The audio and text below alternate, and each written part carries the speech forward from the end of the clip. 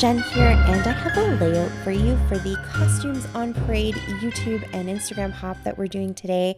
Rebecca and I were trying to think of what we could do to put a hop together that had a bit of a Halloween flair to it. And so I think it was Rebecca suggested let's work on costumes, documenting our costumes, which I think is fantastic because that's what is so much fun about Halloween is everybody getting dressed up and doing the whole trick-or-treating thing. So we're going to celebrate the costumes that our kids have worn, that we have worn, whatever it is, even if it's costumes from a different event. Definitely come and play along with us and follow through the hop and see all the fantastic work that everybody's doing. We are so lucky to have such a talented group of creators that can play along and do all these hops with us. There's so much talent and inspiration. So definitely check out all the links down below and play along. Let us know if you have created a layout as well, because I just think that's so much fun and so fantastic. So I'm slowly putting this layout together, and as you can see right here, I made a little whoopsie. I was trying to actually have that paper nice and centered on the background star paper, and then I accidentally dropped it and I can't pull it back up. So take a sip of coffee and rethink it. Do plan B, C, whatever it is, to just try to save it. So all I'm gonna do is kind of keep the happy Halloween paper a little bit wonky on that star paper, and then I'm cutting that star paper down just a little bit so it will actually fit on that black and white stripe paper. And I think I kind of saved it. Now it just looks like I hopefully intentionally did a bunch of layers in the background. Yeah, it is what it is. So I really like how this turned out, and no one has to know that it was a mistake except you and me, and that's okay. But yes, so I'm documenting some costumes from, I think it was a couple years ago, 2019, and I used these papers that I got from Recollections from a paper pad. It was sort of a fall and Halloween paper pad, and over time, I just felt like I wasn't using it as much as I should have been, so I ended up splitting up the papers. So I put all of the fall papers together and all of the Halloween papers together, and I felt like that just made a lot more sense to me, and I used them a lot better. And I only have a few of these papers left over. So what I did was I put these into my How to Kill a Kit with Style kit for October.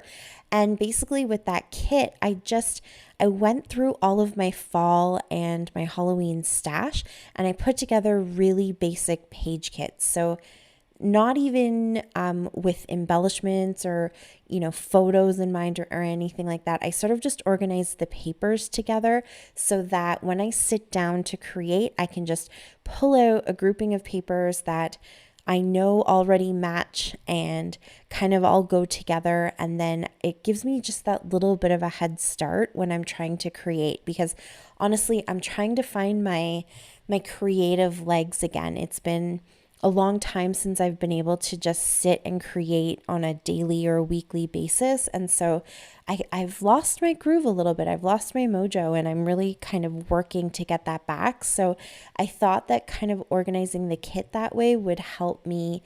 It would just give me that little bit of extra incentive, and that little step is sort of already done for me. So if you want to check out how I went about doing that, there is a video that I posted at the beginning of the month for the kit so that you can kind of see.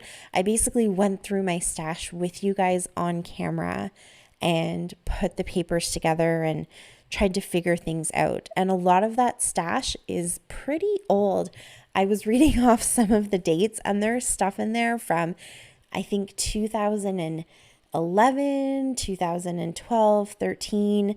There might have been something from 2007 actually. So yeah, pretty old stuff. I'm trying to get it all used up. And I do really like these papers. That's the thing. I picked this paper pad because I thought it was really unique and different. It throws in this almost like really light baby blue in with all of the oranges. So it definitely is kind of a unique pad. And here you can see this is the other paper that I put with it. So they were all more on the Halloween side than the fall side. And so you can see it's cream and black and orange. And then that blue, the little bunny is blue. And I think this was at a time when Recollections was sort of, they were being a little bit more obvious about recreating American Crafts styled, in quotations, paper pads. So they weren't sort of hiding the fact that they were copying the different like the feeling of different designers for American Crafts. I don't think they do it quite as blatantly anymore. But back then, this definitely kind of had the feel of like maybe a crepe paper or something like that. So, but I thought it was really cute. And the reason I picked these papers is that those cute little animals wearing their costumes kind of reminded me of a whole parade of costumes. So I've gone ahead and I fussy cut out the bigger characters. There are a couple little ones, little spiders and a teeny tiny little mouse, and I think there's a bat. And I thought those were just a little bit too small and they were going to get lost in all of the crows. And I really liked the crows because they're kind of all lined up like they're on parade. So I cut out some of these clouds and they break up those crows a little bit. So they actually do stand out pretty well because they break up the pattern and the rows of crows. And then here are all the cute little animals. I added that skeleton right here that I'm working with.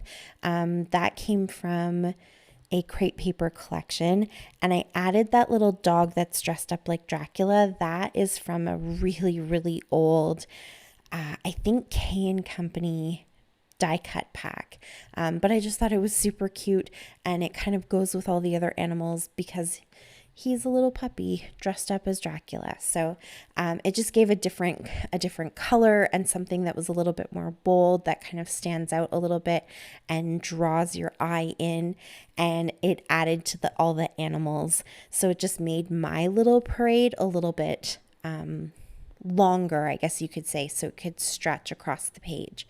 So on that paper, there was the little fox and a little bunny and the black cat and a ghost, and then those little pumpkins as well. So I just thought this was kind of cute and whimsical, and because the picture I'm using isn't really the best. I mean, it's a pretty standard Halloween picture of a bunch of kids who just want mom to put the camera down so they can go and get candy and go trick-or-treating. So it's dark and it's not, really nice and clean and crisp and bright colors. And the kids aren't like superposed. They're like 30, you have 30 seconds, mom. So snap as many pictures as you can, and then we're running out of here. So I thought that bringing all these little characters with all this really cute kind of whimsy helps to balance the fact that the picture's not the highest quality picture, I guess you could say. And then in my stash, I also had these adorable Mombi chipboard stickers, and they're bats and they have a little bit of glitter on them. So I went ahead and put 3 of those on there, just sort of by the clouds. And then in the back of that sticker pack, there's also some little sort of chipboard titles, I guess you could say, little words and phrases and titles. And so I found one that says my costume. So I thought that that was a good way to get costume parade into the title of my layout. So instead of using the title from the hop that says Costumes on Parade. The title for my layout is My Costume Parade, which it sort of is for me as the person taking the picture. The kids always love to come out and show off their costumes, even if they don't want their pictures taken. So my costume parade, I added the word parade with some simple stories, little alphas there. I just I modeled up the color a little bit by using that orange chalk marker, just so they didn't look so bright and clean on top of the colors of the papers, which are a little bit more kind of vintagey because of the cream base, I guess you could say, instead of having a white base. So I just kind of used a little bit of that chalk marker, and then I outlined it with black to help them stand out a little bit more from the picture.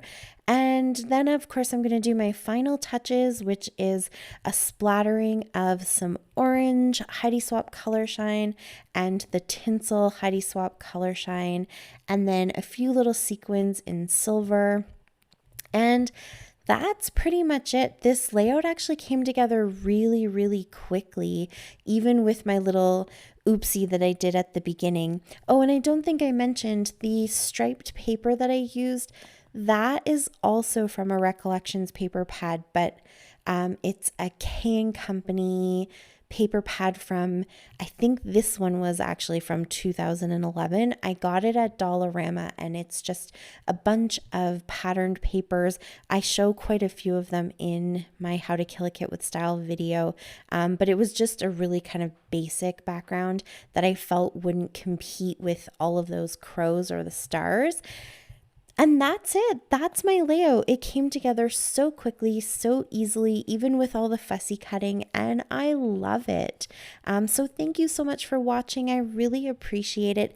Please follow with the hop and check out everybody else. Subscribe, click their bells, show everyone some love. Thank you so much. We really do appreciate it all. If you have any questions, you can leave them for me down below. And until next time, happy scrapping. Bye.